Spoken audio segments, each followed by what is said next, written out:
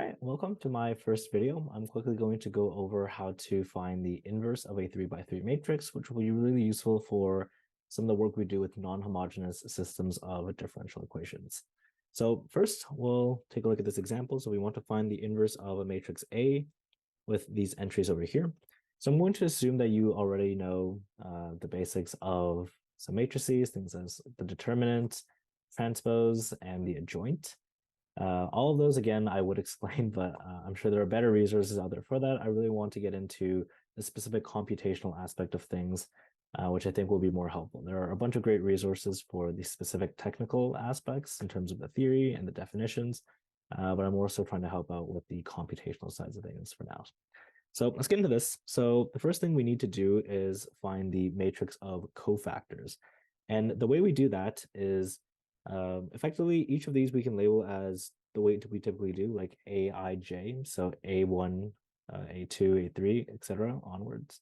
And for Aij, each represents, so Aij, again, it doesn't matter how you label it, but one would be the rows and one would be the columns. Right, so for example, A23 would denote the entry in the second column, sorry, the second row, third column. So second row, third column. So we're looking at this point here. And yeah, so we'll find the cofactor for each individual entry. And then from there, we'll have a matrix of cofactors. So let's do that first. So we'll start with A11, which is the entry in the first row, first column. For this, we again compute the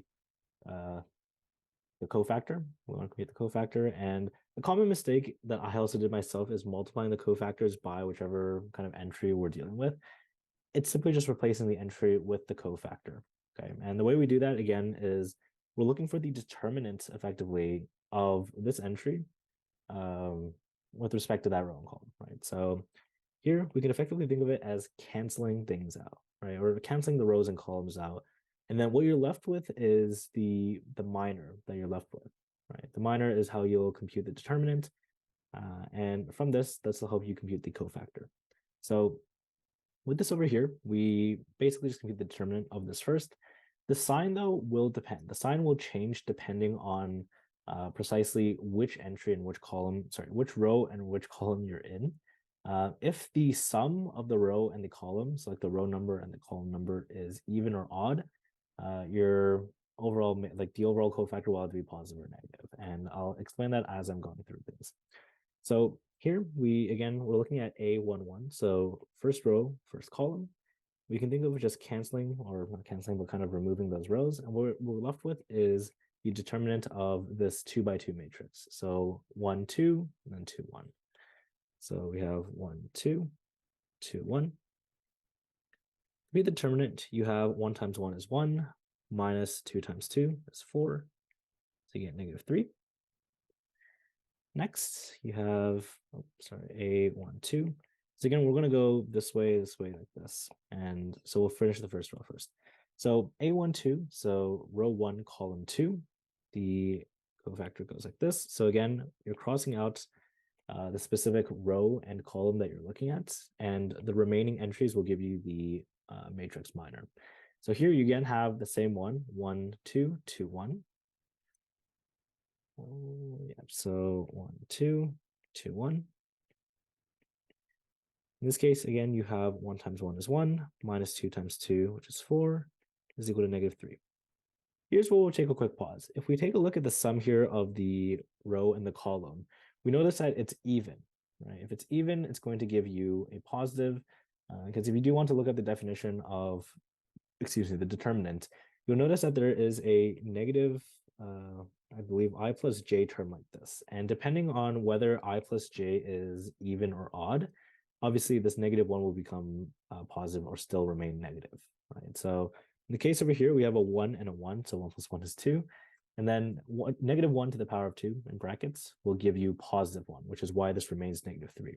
However, in the case of the first row, second column entry, 1 plus 2 is 3, which is odd, which will give you a negative 1. So we need to multiply this entry by a negative, which gives us positive 3. From there, we can compute A13.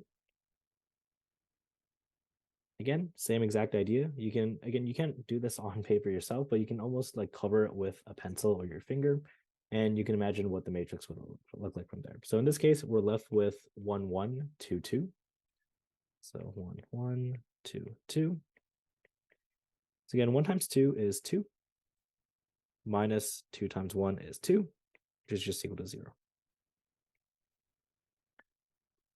Right, and then now we can move on to the second row. So again, row 2, column 1. So row 2, column 1. We're left with this matrix right over here, 0, 2, 2, 1.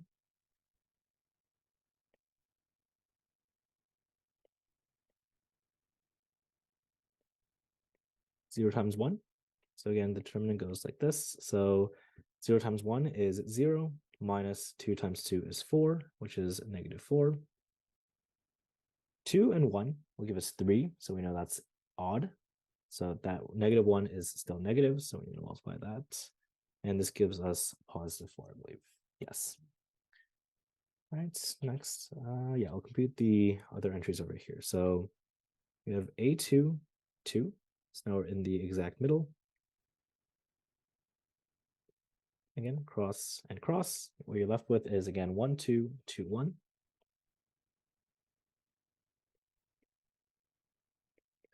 Again, 1 times 1 is 1, 2 times 2 is 4, so minus 4.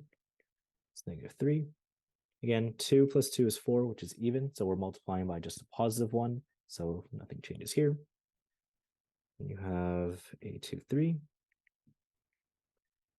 So again, row 2, column 3, what you're left with is 1, 0, 2, 2.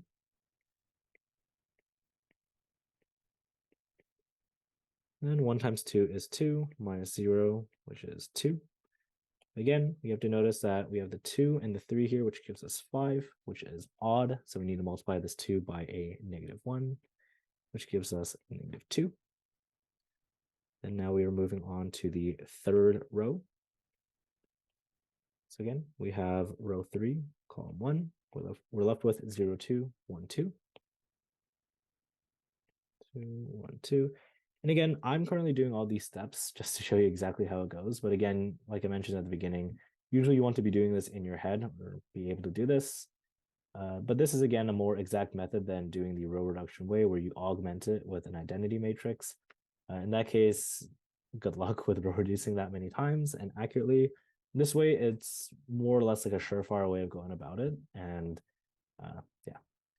So for A31, again, we compute the determinant. 0 times 2 is 0, minus 2, which is a negative 2. And then again, 3, 1 is 4. So 4 is even, so we multiply by a 1, so it stays the same.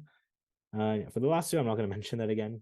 Hopefully you see the pattern, and you'll actually draw it out like this. So the general pattern goes something like this. You'll have positive, negative, positive, negative, positive, positive, negative, negative, positive. You usually have something like this. And again, you can easily verify that exactly how I've been verifying them by adding the row and the column entry, like the value, and then from there seeing whether it's even or odd. So you can easily, again, do this by computing each of them and then multiplying them by positive 1 or negative 1 correspondingly. So in this case here, A31, again, we're looking at row 3, column 1. So we're looking at this entry, we know it's positive, so we just leave it. And then next we have A32. So again, we know that's in the third row, second column, it's negative. So this is how we again know we need to multiply by a negative. And that makes sense. 3 plus 2 is 5. 5 is odd. So once we do that, we have row 3, column 2. So we're left with 1, 2, 1, 2. 1 times 2 is 2. 1 times 2 is 2. This gives you 0. So in this case, it doesn't matter whether it's negative or positive. And yeah, it's unlucky there's 9 of them. So A33, we'll just write down here. Actually, we'll write it down here. So A33. So again, third row, third column. And we do the crossing out method. Again, we're left with 1, 0, 1, 1. So 1, 0, 1, 1. Be the determinant, you get 1 times 1 is 1. 1 times 0 is 0. you're left with 1. And again, 3 plus 3, positive, or sorry, not positive, but even, and hence this is positive still. And that agrees with this chart over here.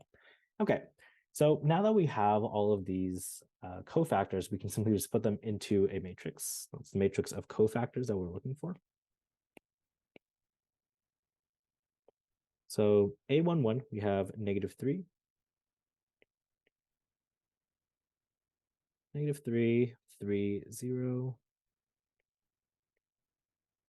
And then A21 is +4, again, because we have to multiply by the -1. So 4. A22 is -3, so we have -3, then -2. And then we have -2, 0, 1.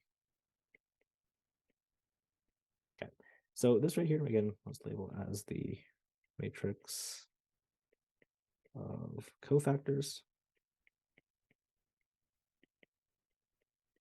From here, what we need to do is we need to take the adjoint of this matrix. And just wanted to verify. Yeah, we're good. Okay. So next, again, we have the matrix of cofactors. So now we want to take the transpose of it. Taking the transpose simply just means you reflect the matrix along the diagonals, or you effectively switch the entries. And it looks something like this. So take the transpose. And yeah, just to show it directly, I can even just copy paste this. So again, obviously there's nothing to reflect along the diagonal, but above and below the diagonals, we basically just swap. And so the -2, and the 0, 0, and the -2, and then the 1 stays. So again, this ends up being our transpose. Next thing, we're almost done. We need to compute the determinant of our original matrix. So again, be careful, we're looking at the original matrix here, A. So we can compute that down here. I'll just leave this here. So with the determinant of A, I'll quickly go over a nice strategy. So the nice thing with determinants is you can compute them basically along any row or column, but you simply just have to, again, remember that idea of -1 to the I plus j, or j plus I, whatever. And with that, again, it will determine whether your entries are negative or positive. So in this case here, I'm going to just expand along the first row simply because there's a 0. Obviously, we like working with zeros simply because that just means that entry is just equal to 0. So first, again, we're looking at the first row, first column. Again, we're looking at the determinant of this effectively. And again, this time we do have to multiply by the entry itself. So we have 1 times the determinant of this. So 1, 2, 2, 1. Or I'll just compute it directly. So we have 1 times 1 minus 2 times 2. So 1 minus 4. And then again, the second entry is negative, so minus 0. But again, we don't have to multiply because we know 0 times anything is 0. And then we add the last entry on, so 2.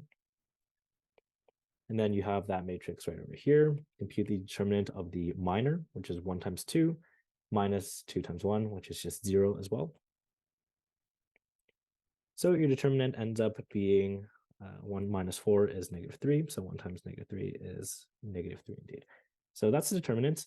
And now we'll bring things all together. So we know that A inverse, again, is just equal to 1 over the determinant of A times the adjoint of A.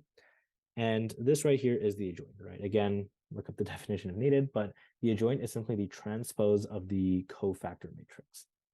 So plugging and putting everything together, we have, again, -1 over 3 times the adjoint, which is right over here. And then from here, you can either leave it like this, or what you will more likely see is, what you'll more likely see is simply just it being multiplied in, which is common, really up to preference at this point, but this would be your final answer. I'll write it out as if you were to multiply it. So in this case, you have -3 times -1 over 3. So you have +1, -4 over 3, +2 over 3. And then you have -1, +1, 0, 0, positive 2 over 3, and then negative 1 over 3. And this is your final answer. Box it in. Okay, so that's how you do it. Again, I'll link probably a PDF of this somewhere in the video description if needed. But yeah, so again, in summary, your ultimate goal here is to make use of the fact that the inverse of a matrix is equal to 1 over the determinant of that matrix times the adjoint of that matrix. And again, I just went through how to compute it. Usually all of this stuff you can do in your head, as long as you keep in mind and are aware of what row and column you're dealing with. This overall will be very important as well for other concepts, just being able to compute the determinant, especially for things like variation of parameters, for example, which I'll definitely do another video on some other time. But yeah, this is your final answer. If you have any questions, feel free to leave them below, reach out. Yeah, thank you for watching.